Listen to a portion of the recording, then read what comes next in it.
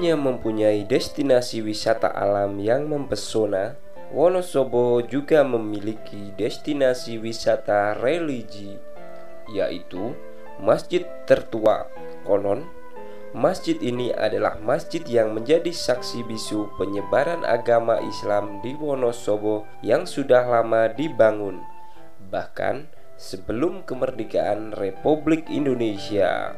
Adalah Masjid Al-Mansur Wonosobo yang masih menjadi magnet bagi kehidupan sosial masyarakat maupun kunjungan berziarah di Kabupaten Wonosobo.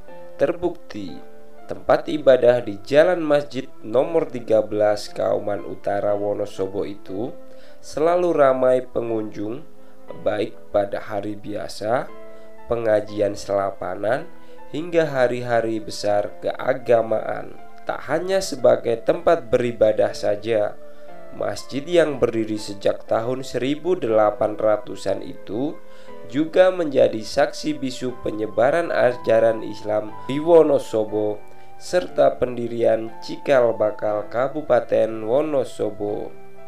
Masjid tersebut juga lokasi referensi masyarakat dari sejumlah penjuru tanah air, karena di komplek masjid tersebut terdapat makam salah satu tokoh penyebaran agama Islam di Wonosobo, yaitu Kiai Haji Walik.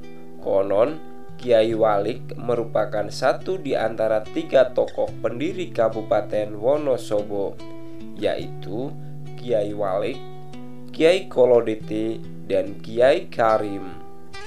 Ceritanya, mereka membuka hutan belantara hingga menjadi pemukiman dan menyebarluaskan ajaran agama Islam bagi penduduk. Dari sisi bangunan, Masjid Al-Mansur ini terdiri dari 2 ruang besar.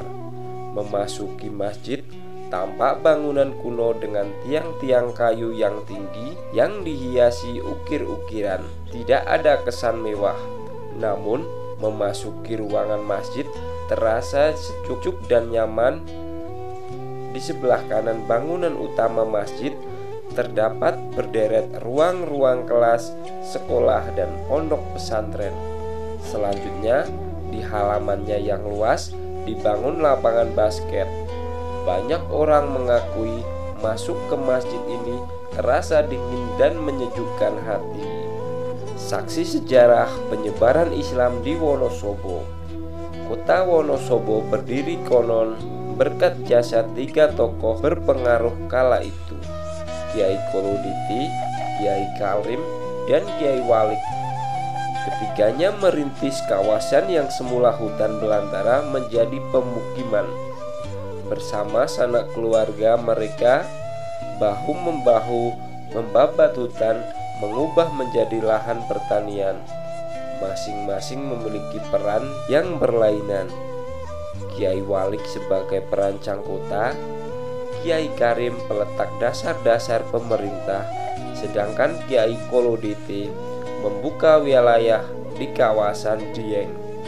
Kiai Walik dianggap paling dekat di hati rakyat, figur pemimpin yang merakyat, disukai sekaligus disegani pada zamannya.